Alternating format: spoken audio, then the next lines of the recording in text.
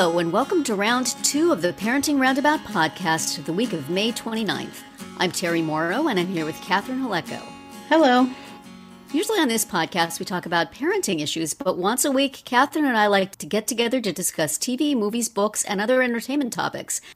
Because it's nice to talk about something than parenting for a change, but this week, oh my goodness, are these the episodes to talk about on a parenting podcast? Ted Lasso was all about the parenting. That's right. Theme of this episode is how your parents F you up, basically, one way or the other. Yep. Ay, ay, ay. Except for Jamie's mom, she seemed very nice. Yes. Seems pretty enmeshed, the two of them. Yeah, maybe a little too But he nice, had a very nice stepfather. Yes. Very understanding and kind and good at baking. Right. What more could you want? But we watched the season 3, episode 11, Mom City, in which they played Man City, but there were lots of moms. Moms was our theme. It was moms, including Ted Lasso's mom. Becky Ann Baker. Yes, one of those actress names I know and yet don't know why or how I know her. She's been in a lot of things. You seem very Ted-like. So she comes to visit unannounced and does the thing of being super cheerful and fun and nice and sort of like Ted was in season 1. But when it gets down to it, Ted is mad at her for, I guess, making everything okay after his dad died. And for sweeping it under the rug, basically. Yes. And as with all parents, you know, you're sort of trying your best. There were so many good lines in these. I tried to write them all down, but it's like she said, sometimes you lose and sometimes you win, but most of the time you just tie. All we can do is keep playing. And oh my goodness, yes, that is true. Right. Like, gonna put that on a sampler, man. That is all about parenting. Yes. We had that plot with his mom, and then we had Jamie having lost his confidence or his word I can't say, Enos. Roy told him to be I can't even say it, but it's wonderful. Anyway, he's like that guy on the Red Bull commercial, except he's lost his wings. Where are my wings? They are in his hometown, and he's expecting to have his dad yelling at him in the crowd, along with the rest of the crowd. Right. And so Roy and Keely are adorably following him, trying to take care of him. And it turns out he's going to see his mom. And so they get to meet his mom and see his childhood bedroom with posters, awkwardly enough, of Roy and Keely on the wall. Of both Roy and Keely. That's right. But, you know, last week I said, okay, so they're going to redeem Nate, and they seem to be redeeming Rupert a little bit. But if they come and redeem Jamie's father, then we'll know this is completely wrong. But they kind of redeemed Then they went Jamie's ahead and father did that. and they kind of got away with it because it appears that he is in a rehab, I think. A rehab facility, yes. And looking proud of his boy. Right. So, cats, they're really wrapping up the loose ends here. Though maybe the Rupert redemption is coming undone a little bit. I don't know what's going on with Bex, and was that the secretary she was with?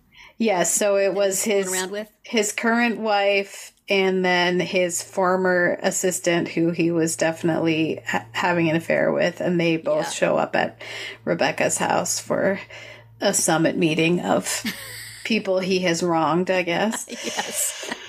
It would appear so, although we did not get to hear any of the conversation. Right.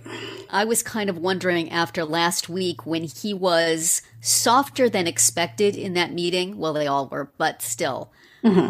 Is something wrong with him, maybe? I don't know.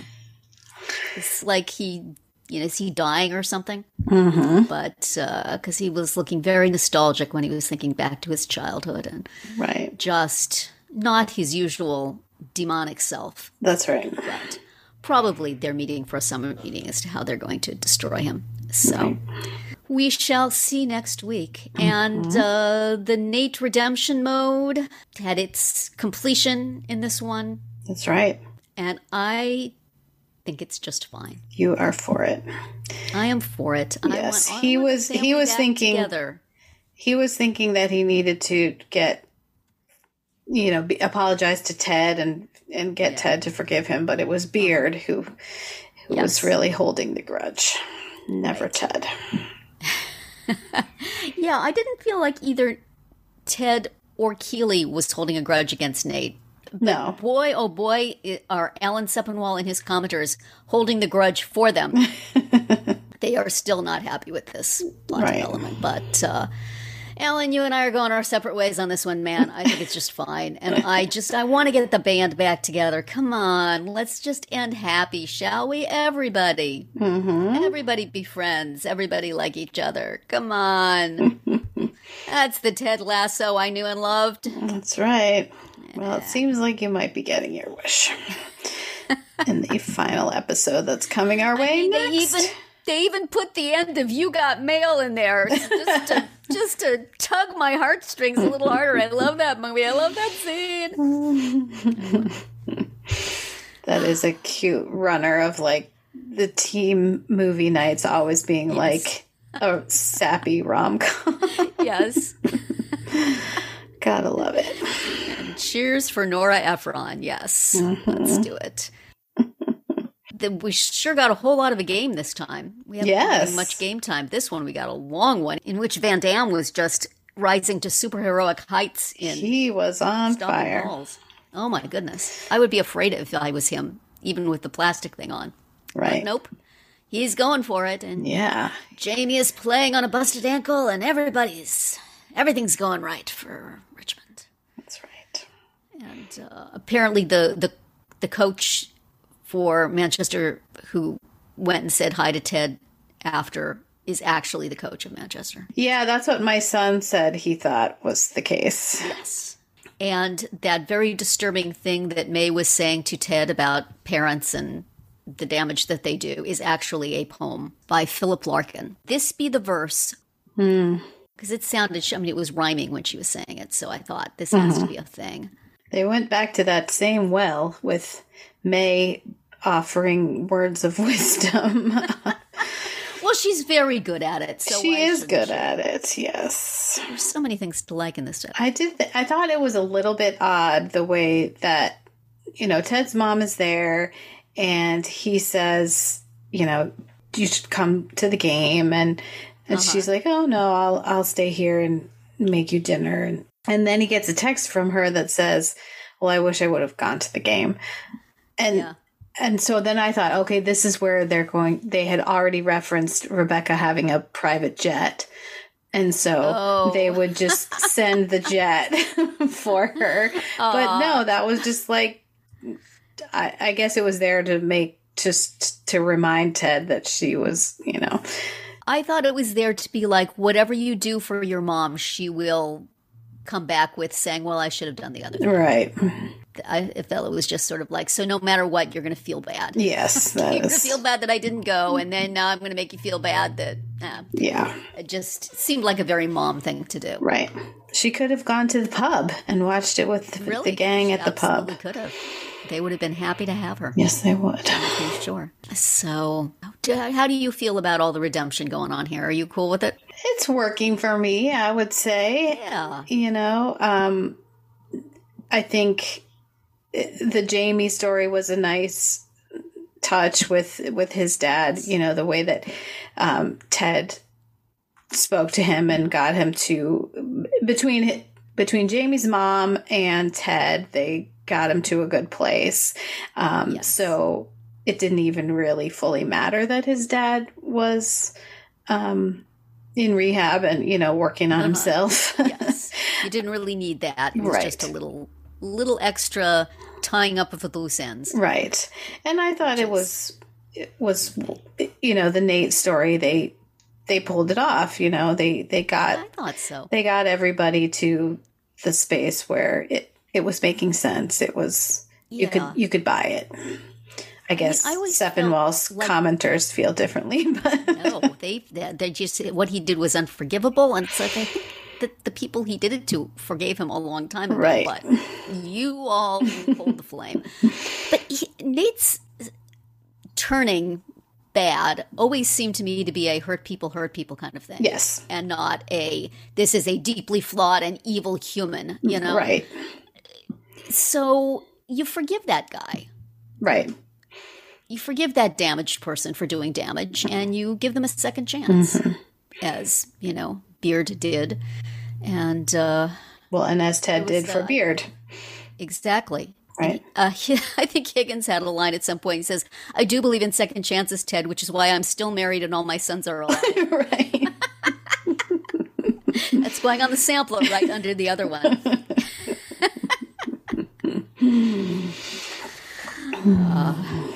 So are Roy and Keely not, like, officially back together? I guess not. Yeah. A romantic couple. They're just friends, but he doesn't want to be just friends, and she's kind of like, settle down. I think probably he would have a chance with Barbara if it doesn't work out. Right. She was kind of seductively eating that apple. Yes, she was. Yeah, so, you know, he's got options. Yeah. Well, they left it kind of ambiguous when they were sitting there. The two of them running around after Jamie like his parents. It was so cute. Yeah. Like they were there to take care of him. And as thinking that he didn't know that they were behind him. I mean, she was so discreet in that fluffy pink sweater. So subtle, yeah. Mm-hmm. Oh, they're all just adorable, and I want to hug them, everyone. If indeed this is the end, I will miss them, and if they find some way to push it forward without Ted, then I am for it, because I just find these people so adorable. Yeah. And, you know, I am quite forgiving if things go my way. Yes. If everything goes my way, just quote from Shrinking. Right. Not so forgiving if it doesn't, but are you listening, Shrinking creators? When you get to that first episode of next season, be very careful. Yeah. But, yeah, so this episode and last episode I really enjoyed, and I felt like it was getting back to what I liked about the show originally. And, you know, I understand that they feel like they have to shake things up to keep things going plot-wise. I am not so much in favor of shaking things up, especially on a comedy. Just do what you do good and keep doing it, and I will keep showing up. I do not need for there to be huge plot developments in a comedy. Stop it. Right. And yet they keep wanting to do that, don't they, Catherine? They just can't let it be, at least not on a streaming series. No. So, but I'm glad they're heading back in a direction I enjoy. So cute. Yes. Do we have to talk about Brothers and Sisters? I guess so. Speaking of plot developments, did you notice that I watched Brothers and Sisters first, and then I watched Ted Lasso. And at the beginning of Ted Lasso, there was a commercial for a show with Luke McFarlane in it, and it's like, Scotty, right? You're in here too, but it's not. He's Rose Byrne's husband in that. So and only in 3 out of 10 episodes apparently, but still, it was like a friendly face. Yeah. Hey, I know you, Scotty. I just saw you being adorable on Brothers and Sisters. But then that was the only happy thing about Brothers and Sisters. Yes. Ay. Yeah, this one was rough. But, Danny Glover showed up for one episode as a fixer who Robert hates for good reason. Yep. And Kitty doesn't know why. She doesn't know the story. She does not know the story. Perhaps she will find it out at some point. Yes. But, and there's going to be a wedding, and then there's not going to be a wedding. And yeah, they're reversing a lot from last week because Kitty's not pregnant anymore, sadly, and the custody thing is going to be changed. So, you know, we're just resetting back to where we were. Yes. If one happens, the other has to change, just so we maintain the balance of Kitty and Sarah. Right. Paige couldn't have run away from her dad's house. Right. Seriously, girl? Come on. You don't want to make your mom look bad. Think about it. That's what you're shooting for. Yeah. And she could have got a cab over to Norris from where your dad lives. You know, how hard could it be? Right. Yeah, Paige. Yeah, and then we've got Justin being difficult, and Lena. Stop it, Lena. She looks like trouble. Yep. She looks so much like trouble. And if you're thinking, they wouldn't, Justin, they wouldn't. I don't want to spoil for you, but do not trust this show. I know. Yeah, so it's increasing my memory of how much I hated Emily Rose after the show. I'm sorry, babe. It's not your fault. You're not bad. You're just written that way. Yep. I understand. But do not like. Yeah. It's a problem. It's a problem. It is. Rebecca is finally done. She knows what Justin is doing. Yes. And, what has she been nursemaiding him for? Right. If this is the way he's going to pay her. And also, Holly gave her a little shove, so. Yes. But, it makes it so much harder when you're proving your mother right. Yes. She probably could have said, I think it's so nice that you're taking care of them. Isn't that wonderful? You what a good girl you are. Then she would be like, that's it. I'm leaving. I'm out of here. Oh, well. But she did anyway, and probably a good idea. Yes. So the big Kitty pregnancy storyline, which was initially going to involve a extremely hasty wedding at the Walker home, as if anything could be small there, but still. Right. We missed our chance to see them all jump into the pool afterwards. Dang. But it is canceled when Kitty has a miscarriage. Yeah. And, will it come out that happened? Seems possible, but it's that particular storyline is resolved for the moment. Right. In a way that makes me feel like, did we need this at all? Yes, right. For 2 episodes worth of plot. Yeah, I don't know. Do we need to kill a baby for that plot? Right. Really? Can we just have found some other way to give Danny Glover a guest spot and put a little tension in their relationship? Right. Yeah. Do not like that either. No. But I can't remember whether it pays off in the future in any way, or if it was just we need a third plot line for these 2 episodes. Right. What could it be? What are we gonna do? Anyway. Yeah. The Walkers, ladies and gentlemen. Good times. A mess. Yes. Oh, yes. And Kevin has invited Scotty to sleep on his air mattress. Yeah. Because Scotty has managed his money poorly. And what could possibly go wrong? Yeah. I can't imagine.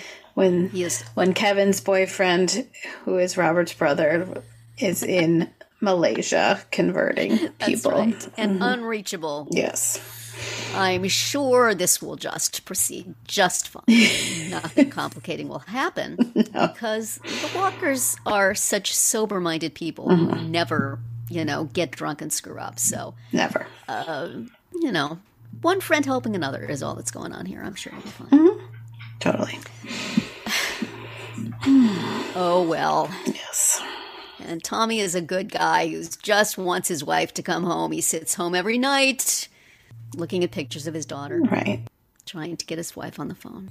He's a good fella. Seriously, Tommy. Seriously? No, not seriously. He's not doing this. The writers are doing this. Yes. I understand. So he has the same gripe as Emily Rose on this, I guess. But right. I'm done. I just don't want to. I'm going to start fast forwarding through those scenes. Nothing good is going to come of any of this. But Paige can get things done, so maybe we should put Paige in charge of all her family drama. That sounds like so you're going to keep me away from my mom? Okay, let me do this. Right. Let me do this and the other thing. Let's see how unhappy I am. Right. So really they should, she's like a little Nora in the making. She is learning from her grandmother. She is, and she's good. Oh, well. So, do we have anything else to say about this godforsaken I don't think so. I think that we can leave it at that. That was the Brothers and Sisters episode 2, season 2, episode 6, 2 places, which made us wish that we had another place to be watching it. Oh, well, next week, Brothers and Sisters Season 2, Episode 7, 36 Hours, which is what the hour-long episode will probably feel like. And Ted Lasso Season 3, Episode 12, So Long, Farewell. The season finale and allegedly the series finale, we shall see. Yes. Seems to be some concern amongst the people who hate the Nate storyline that they're setting this up so that Nate will be the new Ted in charge of the team. And, okay. Well, it did certainly seem like the cliffhanger they left it on was Ted resigning so he can go home to his son in Kansas. Right. That does indeed seem like the way we're heading. And Ted has not been fun for quite some time. So I might be ready to just give him a hug and see him go. Right. If they can think of a way to keep all these delightful characters going in some other configuration. Yeah. I say, hey, I will tune in. Right. But that, there will be many, many grumpy people, but I bet they'll still tune in too. Just to have something to complain about. That's right. Because that is a basic human need. And that is going to be it for round 2 today. Please subscribe to our Parenting Roundabout podcast so you won't miss any of our episodes. As always, you can find recaps, links, and an opportunity to comment on our website at parentingroundabout.com. Goodbye, Catherine. Bye, Terry. Goodbye, everybody.